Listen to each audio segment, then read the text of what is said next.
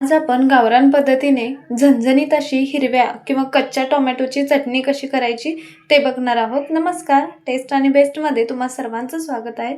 चला तर मग आजच्या या रेसिपीला सुरुवात करूया. या ठिकाणी मी इथं कच्चे टोमॅटो घेतलेत. 7 टोमॅटो आहे मीडियम साईजचे, म्हणजे पाव किलो टोमॅटो आहेत. सर्वात आधी वरचा जो भाग असतो तो काढून घ्यायचा आहे आणि मधून चिरून एकदम पातळ असे उभे काप चिरून घेणार आहे. जे काही साहित्य लागतं खाली डिस्क्रिप्शन बॉक्समध्ये पण देते, नक्की चेक करा, म्हणजे तुम्हाला रेसिपी करताना इझी जाईल. तर अशा प्रकारे मी टोमॅटो चिरून घेतलेले आहेत.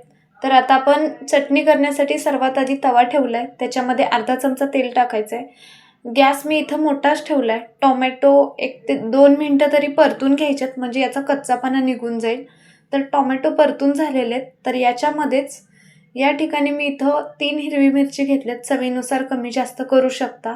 त्याच्यानंतर थोडेसे शेंगा घेतल्यात, साधारणतः 30 ग्रॅमपर्यंत शेंगा आहेत, थोडं कमी जास्त करू शकता ते पण. अर्धा चमचा जिरे, 7 ते 8 लसणाच्या पाकळ्या घेतलेल्या आहेत. तर हे सर्व टाकून अजून एक 3 ते 4 मिनटं परतून घ्यायचं आहे. गॅस आपल्याला मीडियम टू हाय करूनच हे सर्व परतून घ्यायचं आहे. तर अशा प्रकारे सर्व भाजून झालेलं आहे. तर हे प्लेटमध्ये काढून घेऊया आणि याला पूर्णपणे थंड करून घ्यायचं आहे. तर या ठिकाणी आपले टोमॅटो, शेंगा वगैरे थंड झालेले आहेत. मिक्सरच्या जारमध्ये टाकते. त्याच्यानंतर अर्धी वाटी कोथिंबीर स्वच्छ धुवून घेतली, ती टाकायचं आहे. चवीनुसार मीठ, म्हणजे अर्धा चमचा मिठाचा वापर केलेला आहे. टोपण लावूया आणि थोडंसं जाडसर असं वाटून घ्यायचं आहे. हवा असेल तर बारीक पण करू शकता. तर हे एका मी प्लेटमध्ये काढते. व्हिडिओ जर आवडत असतील तर नक्की चॅनलला सबस्क्राईब करा, म्हणजे जेव्हा पण व्हिडिओ अपलोड करेल लगेचच नोटिफिकेशन मिळून जाईल तुम्हाला. तर तडका देण्यासाठी 1 चमचा तेल टाकलं आहे. तेल गरम झालं की मोहरी टाकायची. मोहरी तडतडली की यामध्ये अर्धा चमचा जिरे टाकलेत. जिरे मोहरी चांगल्या प्रकारे तळू द्यायचं आहे.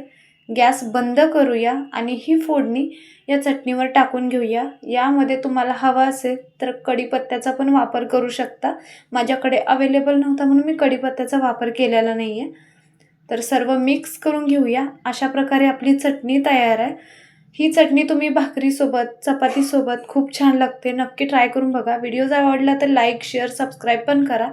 व्हिडिओ पाहिल्याबद्दल धन्यवाद.